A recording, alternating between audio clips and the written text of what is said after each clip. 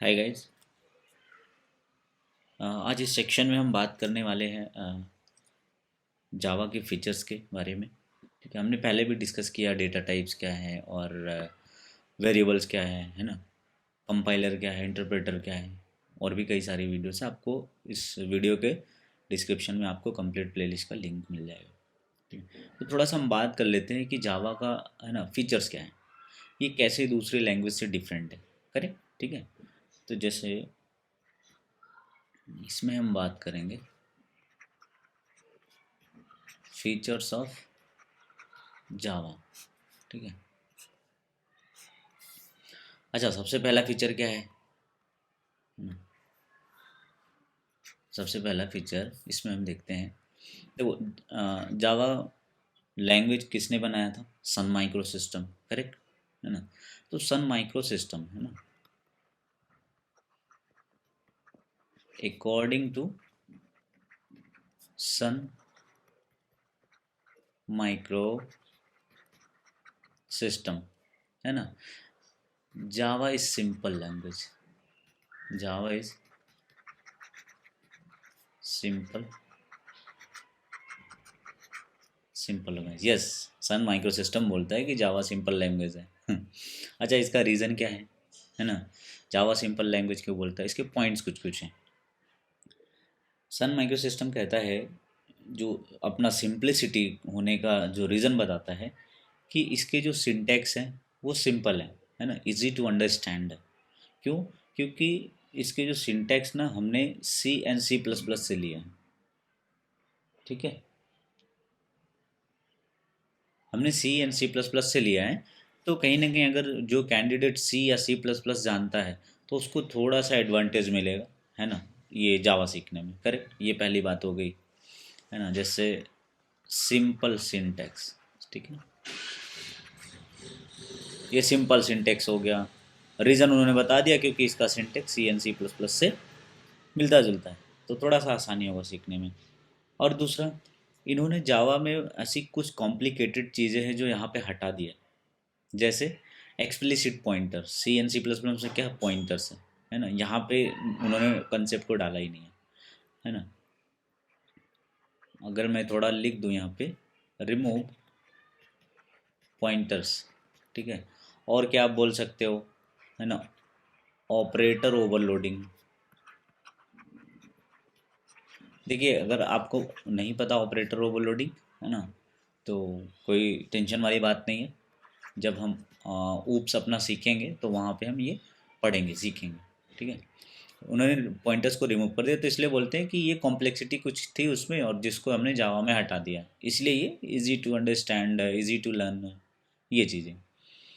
और तीसरा क्या, कि जैसे सी प्लस प्लस में क्या होता था कि जो भी हमने मेमोरी स्पेस बना दिया, है ना, जो भी स्पेस बना दिया मेमोरी में, ऑब्जेक्ट जो भी बना दिए, उसको मैनुअली आपको डिस्ट्रक्ट करने की ज़रूरत नहीं है। हमारे पास जावा में गार्बेज कलेक्शन का कंसेप्ट है, वो ऑटोमेटिक आपको क्लीन करता रहेगा object.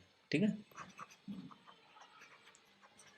Garbage collection, so that आपको ऑब्जेक्ट बनाना या डिस्ट्रक्शन या पूरा लाइफ साइकिल जो आपको टेंशन लेने की ज़रूरत नहीं है, ऑटोमेटिक गार्बेज कलेक्शन उनका क्लीनिंग करता रहेगा।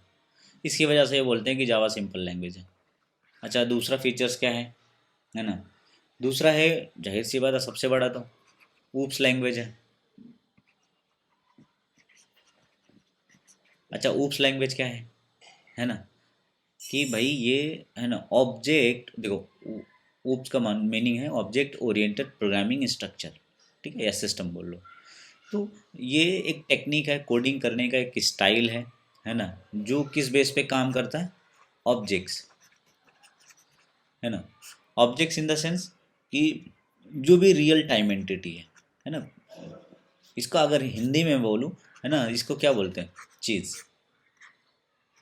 कोई वस्तु, कोई सामान, है ना, कोई भी चीज़। जैसे हमारे रियल लाइफ में क्या होता है, कोई भी सामान होता है, उसका फीचर्स होता है, उसका कुछ बिहेवियर होता है, तो उसका कुछ यूज़ होता है, कुछ ना कुछ चीज़ें जो आप देख सकते हो, सारी चीज़ें हैं। तो कहीं ना कहीं ये स्टाइल का कोडिंग में लाया गया कि सारी चीज़ें आप, है ना, जो नॉर्मली ऑब्जेक्ट्स हम बोलते हैं, उसी कोडिंग, ये जो नॉर्मल हमारा कंसेप्ट था रियल लाइफ का, यही सेम चीज़ें कोडिंग स्टाइल में ली गई। जब हम ऊप्स देखेंगे तो उसमें इसके डिटेल में जाएंगे, चीज़ें क्या हैं, ऊप्स कैसे आया, क्या है ना, और क्या क्या चेंजेस है, इसका एडवांटेज क्या है, और भी हमारे पास प्रोग्रामिंग टेक्निक है ना। ये हमारे एस्पेक्ट ओरिएंटेड है, ऑब्जेक्ट ओरिएंटेड है, प्रोसीजरल प्रोग्रामिंग है, तो उसमें क्या क्या डिफरेंसेस हैं सब डिटेल में देखेंगे। अभी ये समझो ऊप्स में, बिकॉज ऊप्स अगर आता है तो इसके कुछ फीचर्स भी होते हैं, है ना, जैसे एब्स्ट्रैक्शन है, और क्या है, इनकैप्सुलेशन है। ये सब नाम आपने सुना ही होगा, अगर कहीं ना कहीं जावा सीखने जा रहे हो तो ये आपने सुना होगा। इनहेरिटेंस है ना, और क्या है, पॉलीमॉर्फिज्म है।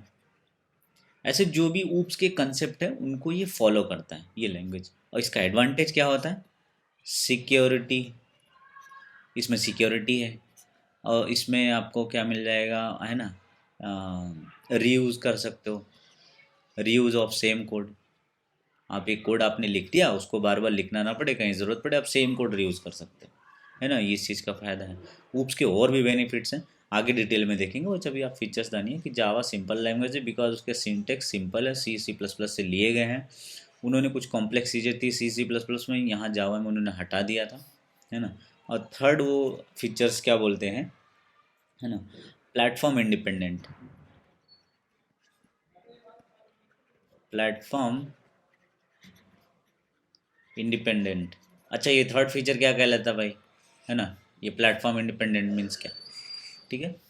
अगर हम इसकी बात करें, प्लेटफॉर्म इंडिपेंडेंस मीन्स कि, है ना, जावा प्रोग्राम जो है ये किसी प्लेटफॉर्म स्पेसिफिक नहीं है, किसी प्लेटफॉर्म पर डिपेंड नहीं होता है। इसके लिए मैंने एक अलग से वीडियो बना रखा है, मैं आई बटन में इसका लिंक दे दूंगा, आप प्लीज़ वहाँ जाके आप पूरा कंप्लीट वॉच कर सकते हैं, आपको कंप्लीट समझ में आ जाएगा, है ना। इट मीन्स मैं थोड़ा सा यहाँ पे ब्रीफ कर दे रहा हूँ, है ना। प्लेटफॉर्म डिपेंडेंस मीन्स कि आपने जावा का प्रोग्राम एक ऑपरेटिंग सिस्टम पे कंपाइल कर लिया है ना। जब कंपाइल कर लोगे तो उसका बाइट कोड जनरेट हो जाएगा जो डॉट क्लास नाम से एक्सटेंशन से रहता है। अब इस डॉट क्लास को आप अपने मैक पे भी रन करा सकते हो, है ना, सेम क्लास, आपको दोबारा कंपाइल करने की ज़रूरत भी नहीं है। आप क्या कर लो, आप विंडोज़ में भी करा सकते हो, है ना, और आप लाइनक्स में भी करा सकते हो, है ना, सेम प्रोग्राम, है ना। ये जावा का कोड आपने एक बार लिख दिया यहाँ पे, है ना, उसको कंपाइल कर दिया, तो यानी रन, है ना, राइट वंस, आपने एक बार लिखा। ये किस टेक्निक को फॉलो करता है, ओरा, ठीक है, राइट वंस रन एनीवेयर। आपने एक बार लिख लिया, किसी भी प्लेटफॉर्म पे एग्जीक्यूट की चीज़, लेकिन दूसरे लैंग्वेजेस में ऐसा नहीं है ना। जो JVM बेस पे काम करते हैं वो लैंग्वेज है, जैसे सी और सी प्लस प्लस की बात करें तो ऐसा नहीं है।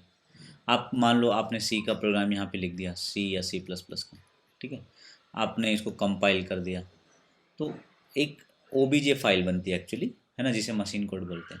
अगर सेम कोड आप ले जाके मैक पे रन कराओगे, है ना, या फिर विंडोज़ पे रन कराओगे, यानी प्लेटफॉर्म जब चेंज कर दोगे, तो ये डॉट OBJ डॉट फाइल जो आपने मैक पे कंपाइल किया था सबसे पहले, सेम फाइल विंडोज़ पे रन कराने जाओगे तो आपका एग्जीक्यूट नहीं करेगा, बिकॉज ये जब ये आप रन करवा रहे हो ना ये मैक पे, तो ये इसी पे डिपेंड हो जाता है, जो कोड इसका जनरेट होगा OBJ ये मैक पे ही डिपेंड रहता है, जबकि जावा केस में नहीं था। हमने पहले मैक पे कंपाइल कर लिया, डॉट क्लास मिल गया, सेम कोड आप विंडोज़ यानी प्लेटफॉर्म चेंज कर दोगे तब भी आपका चलेगा। ये प्लेटफॉर्म यहाँ पे इसकी बात हो रही है, operating system, platform is nothing but operating system. लेकिन सी एंड सी प्लस के केस में मैक पे आपने रन करा लिया तो वो विंडो में नहीं रन होगा, क्या पता आपके पास दूसरा मैक हो उसमें चल जाएगा, है ना। ये उसी प्लेटफॉर्म पे ही डिपेंड कर जाता है। अगर आप फिर से आप कंपाइल करा लोगे विंडोज़ पे तो वो बस विंडोज़ पे ही चलेगा, मे बी आपने दूसरे कंप्यूटर पे चलाया, दूसरे लैपटॉप, है ना, बशर्ते वो विंडोज़ हो आपका चलेगा।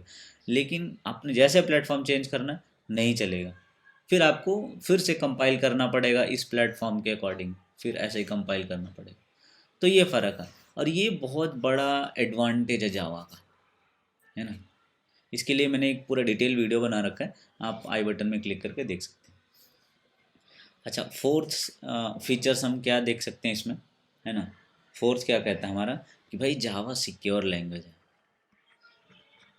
क्यों भाई, ऐसा क्यों बोला जाता है सिक्योर लैंग्वेज है, क्या रीज़न है।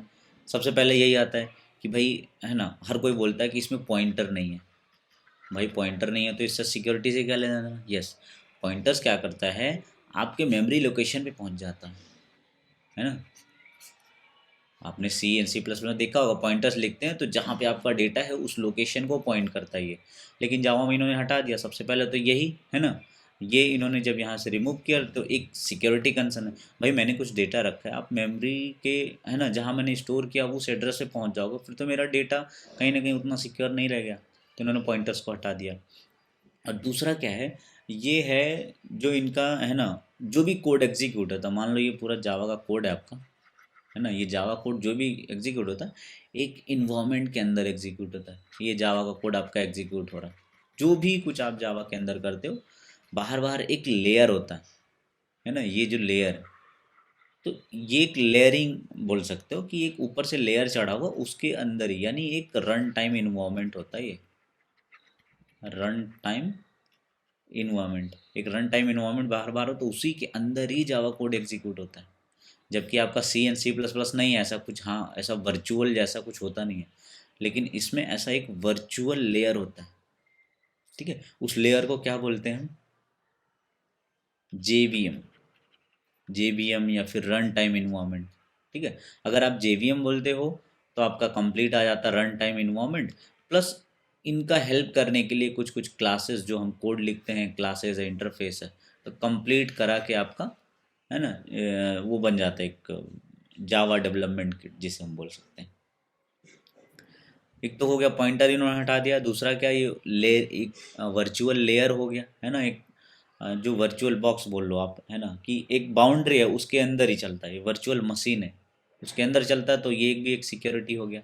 अच्छा, दूसरा सिक्योरिटी इसमें भी हम देख सकते हैं, पॉइंटर तो हमारा हो ही गया है ना, इसमें दूसरा सिक्योरिटी का आप देख सकते हो कि एक तो पॉइंटर्स था, करेक्ट, एक था कि वर्चुअल मशीन के अंदर रन होता है, ऐसे ऊपर नहीं, कोई मशीन वर्चुअल मशीन है उसके अंदर एग्जीक्यूट होता है तो ये भी सिक्योर। अच्छा, ये जो जेवीएम है, जेवीएम के एनवायरनमेंट में रन होता है ना। अगर आपको नहीं पता जेवीएम क्या है, कमिंग वीडियोस में हम डिस्कस करेंगे जेवीएम, जेडीके, जेआरई, ये सारी चीज़ें क्या है, कैसे काम करती है जावा में। ठीक है, तो जेवीएम के अंदर है ना हमारा बहुत सारे कंपोनेंट्स होते हैं, तो उसमें से एक कंपोनेंट है क्लास लोडर। ठीक है, अच्छा ये क्लास लोडर क्या काम करता है, जो भी आप कोड लिखते हो, जो भी क्लासेस यूज़ करते हो, प्री डिफाइन यूज़ करते हो या फिर जार फाइल ऐड करते हो, तो उन सारी क्लासेस को लोड करके आपके मेमोरी में लाता है ना। ठीक है, और ये किसका पार्ट होता है, जेआरई का पार्ट होता है बेसिकली, है ना। आप ये जेआरई भी बोल सकते हो इसको, अभी के लिए यही समझो जेआरई या रन टाइम इन्वायरमेंट है या फिर वर्चुअल मशीन है। इस क्लास लोडर का काम है कि जो भी आप क्लासेस या फिर कुछ भी फाइल्स यूज कर रहे हो प्री डिफाइन, ऑलरेडी बनी बनाई जो हैं, उनको क्या करता है आपकी मेमोरी में लोड करता है, और साथ ही साथ ये एक सिक्योरिटी भी ऐड करता है ना, सारे पैकेज के लिए, कि कौन सा आपका लोकल सिस्टम एक्सेस कर रहा है, कौन सा नहीं कर रहा है, तो यहाँ भी एक सिक्योरिटी आ गया है ना। अब थर्ड क्या है, थर्ड इसमें एक और कंपोनेंट होता है, बाइट कोड वेरीफायर, है ना, एक बाइट कोड वेरीफायर होता है। ये क्या करता है, जो भी आपका बाइट कोड जनरेट हुआ, यानी ये आपका जावा कोड था, है ना, यहाँ पे आपका बाइट कोड जनरेट होता है, बाइट कोड बोले तो डॉट क्लास फाइल। ठीक है, उसके बाद ये इनपुट जाता है, ये आउटपुट आपका मिल जाता है, करेक्ट। ठीक है, तो ये जो बाइट कोड वेरीफायर होता है ना, बाइट कोड वेरीफायर का काम है कि ये चेक करना कि इसमें ऐसा कोई कोड तो नहीं है कि जो वायलेट कर रहा है हमारे प्रोग्राम्स को, हमारे सिस्टम को, इसमें किसी हैकर ने बीच में ऐसा कुछ डाल तो नहीं दिया है कुछ, है ना, जो स्पैम तरीके के कोड तो नहीं है इसमें, तो उस चीज़ों को वेरीफाई करता है, ये भी सिक्योर हो गया है ना। इसमें एक और कंपोनेंट होता है सिक्योरिटी मैनेजर। ठीक है,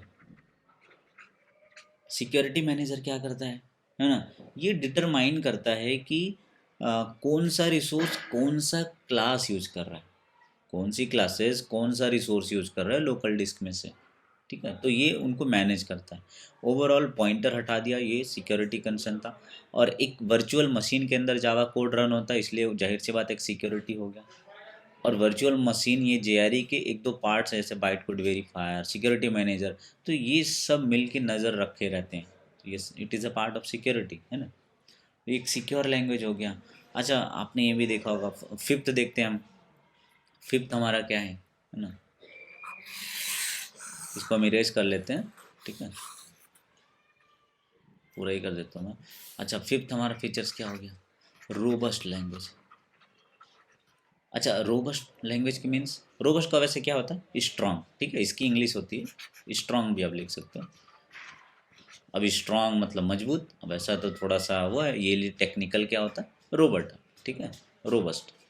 अब इसमें रोबस्ट लैंग्वेज का क्या है कि है ना, इसके जैसे जो मेमोरी मैनेजमेंट है, इसका जो मेमोरी मैनेजमेंट है, मेमोरी मैनेजमेंट, इसका मेमोरी मैनेजमेंट बहुत स्ट्रांग है। क्यों?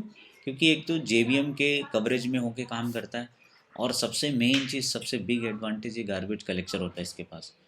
आपने ऑब्जेक्ट तो बना दिया, है ना, आपको टेंशन लेने की ज़रूरत नहीं है कि वो ऑब्जेक्ट को कब डिस्ट्रॉय करना है, उसमें से ऑब्जेक्ट कब खाली करना है।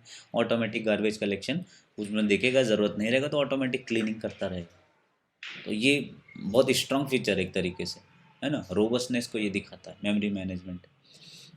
अच्छा, इसमें क्या है कि वही अगेन ये पॉइंट भी हम कर सकते हैं इसमें, कि ये जो है ना, ये अवॉइड्स करता है ना, पॉइंटर्स के सेक्शंस को, अवॉइड्स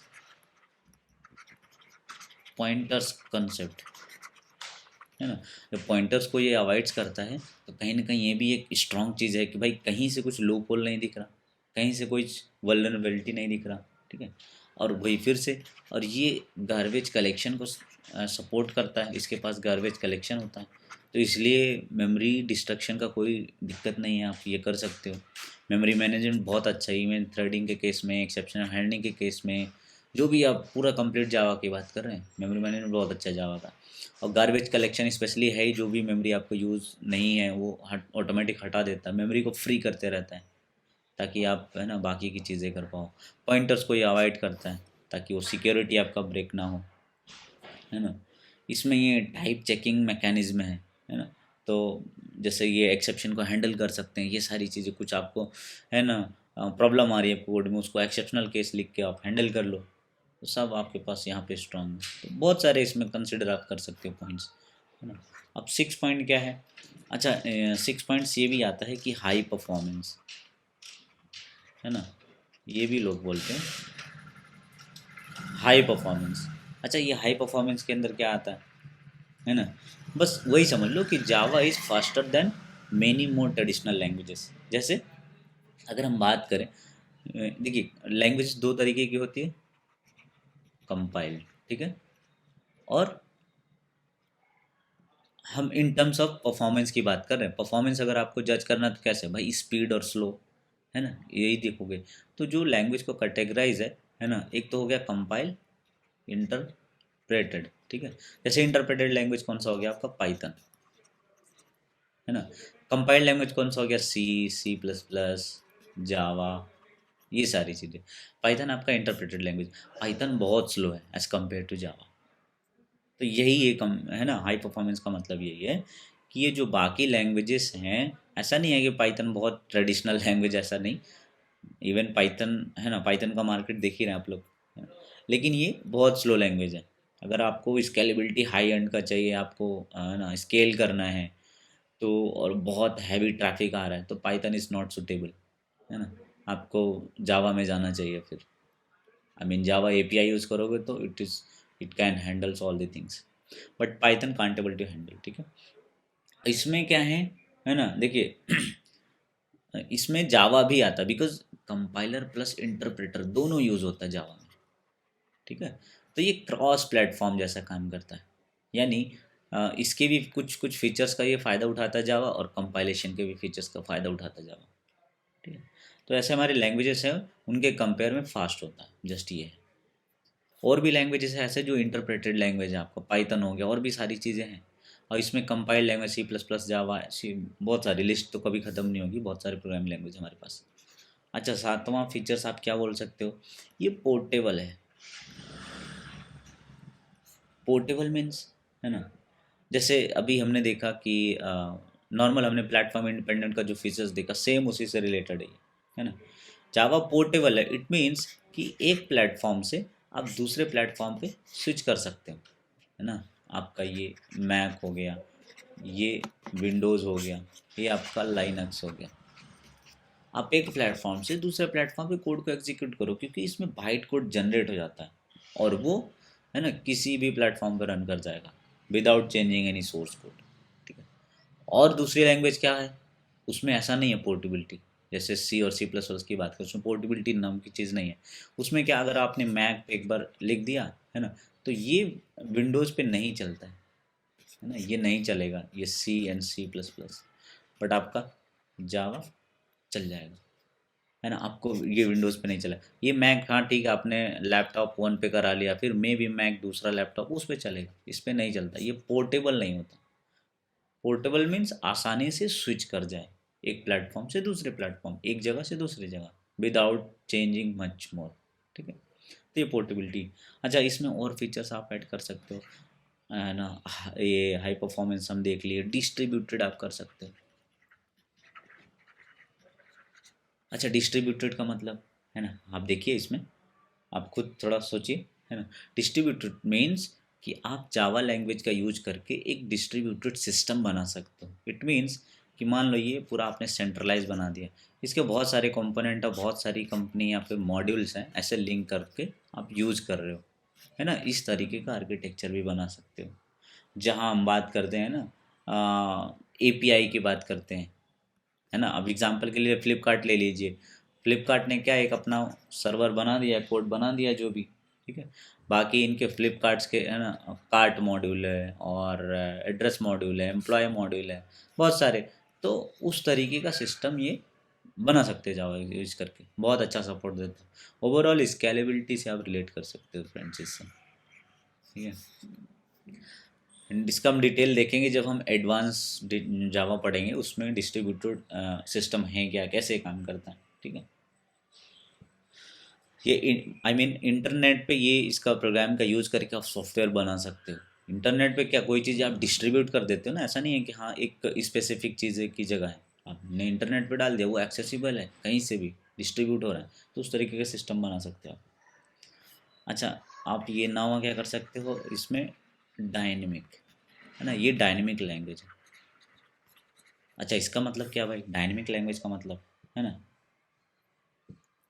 ये इट मीन्स कि आप जैसे आपने कोड लिख दिया, है ना, आपने मान लीजिए 10 लाइन का कोड लिख दिया, आपने कोड लिख दिया, ठीक है। अब इसमें जो आप करते थे ना, कॉम डॉट जो भी पैकेज को आप, जो भी क्लास की ज़रूरत है इसमें, इस कोड को लिखते टाइम आपको जिस जिस क्लास की ज़रूरत है उसको आप इंपोर्ट लिखते हो। तो ये क्या करता है, क्लास जब आपका लोड हो रहा है, ऐसा नहीं है कि आप टाइप करते हो लोड हो गया, है ना। जब भी आपका क्लास लोडिंग प्रोसेस चलता है उस टाइम पे ये डायनेमिकली लोड कर लेता है। इट मीन्स ये बहुत ज़्यादा बल्कि या हैवी नहीं होता है ना। यानी जब जिस क्लास की आपको ज़रूरत है वही लोड होता है। एग्जांपल के लिए, जैसे हम सी लैंग्वेज में, आपने शायद सी एंड सी प्लस में कोड किया होगा, तो हम लिखते थे ना, हैज़ इंक्लूड, है ना, स्टूडियो डॉट एच, ठीक है, ऐसे लिखते थे, करेक्ट। अब उसमें क्या होता था, जो स्टूडियो एक आपका पैकेज है, एक डायरेक्टरी है ना, उसके अंदर जो भी फंक्शंस होते थे, जैसे print app, get C H, ये सारी चीज़ें मुझे ज़रूरत हो या ना हो ऑटोमेटिक लोड हो जाता। मान लो मुझे ज़रूरत है बस प्रिंट ऐप की, लेकिन गेट सी एच और भी बहुत सारे फंक्शन जो है, स्कैन ऑफ, ये सारी चीज़ें लोड हो जाती थी। लेकिन जावा में ऐसा नहीं है, जो आपको ज़रूरत है वही लोड होगा, है ना। आप इस हेडर फाइल में से ऐसा आप नहीं कर सकते कि मुझे प्रिंट एफ चाहिए तो प्रिंट एफ ही लोड करा सकते हो, नहीं, ऐसा नहीं है, ये फीचर्स ही नहीं है सी प्लस प्लस में या सी में। जावा में क्या है, मुझे मान लो टेस्ट क्लास चाहिए तो बस आप टेस्ट को ही इंपोर्ट कर सकते हो, लेकिन ऐसा सी में नहीं, फीचर्स आपको पूरा पूरा लिखना पड़ता है। यानी डॉट एच उस हेडर फाइल के अंदर जितनी सारी चीज़ें ऑटोमेटिक सब आएगा, बशर्ते भले मुझे आपको एक या दो फाइल की ज़रूरत पड़े। अच्छा, ये भी फीचर्स एक तो हो गया। अब 10th फीचर्स, है ना, इसको बोलते हैं मल्टी थ्रेडेड। मल्टी थ्रेडेड, है ना। मल्टी थ्रेडिंग का मतलब कि एक टाइम पे अगर आपको एक से ज़्यादा काम करने की ज़रूरत है, काम इन द सेंस, है ना, आप जैसे गेम खेलते हो, एक टाइम पे आप, है ना, एनिमी को भी मारते हो, एक टाइम पे आप साउंड भी आपका प्ले हो रहा होता है, एक टाइम पे ओवरऑल गेमिंग इन्वायरमेंट में आप देख सकते हो। तो इस तरह की एप्लीकेशन बनाने के लिए जावा बेस्ट सूटेबल है, ठीक है, बहुत अच्छा ये। और मल्टी थ्रेडिंग जैसे एक टाइम पे आपको एक से ज़्यादा टास्क परफॉर्म करना है कंकरेंटली, है ना, को ऐसा एग्जीक्यूट करना है तो आप इसमें कर सकते हो, कोई दिक्कत नहीं आएगी, है ना। इवन मेमोरी स्पेस भी, जैसे मान लो बहुत सारे थ्रेड है, जैसे एक ही हो गया, एक ही हो गया, बहुत सारे बंदे हैं, ये एरिया एक ही है, अब इनको सबको यही एरिया एक्सेस करना है, तो नॉर्मली रियल लाइफ में देखोगे तो कहीं ना कहीं यहाँ पे कंजक्शन हो जाएगा, भाई सारे बंदे इसी में आ रहे हैं। लेकिन जावा में ऐसा नहीं, आप कर सकते हो, इस चीज़ों को भी हैंडल कर सकते हो, ठीक है। इनके लिए एक अपना लोकलाइज बना दोगे, इनके लिए बना दोगे ये, तो सब यानी, है ना, एक ही टाइम पे, एक ही मिली सेकेंड, एक ही नैनो सेकेंड पे सारे परफॉर्म कर रहे होंगे। एक टाइम पे आप मल्टीपल काम कर सकते हो। मान लो कोई प्रोग्राम आप बनाना चाह रहे हो कि भाई 2 नंबर इनपुट कर रहा है, उस 2 नंबर को एक ही टाइम पे ऐड भी करवाना है, सब्ट्रैक्ट भी करवाना है, मल्टीप्लाई भी करवाना है, तो आप मल्टी थ्रेडिंग से बहुत आसानी से कर सकते हो। नॉर्मली कोड कैसे आप करोगे, पहले ऐड कराओगे या फिर मल्टीप्लाई कराओगे, इस तरीके से। इवन अगर फंक्शन भी बना के आप कॉल करते हो तब भी 1 बाय 1 तो कॉल करना पड़ेगा।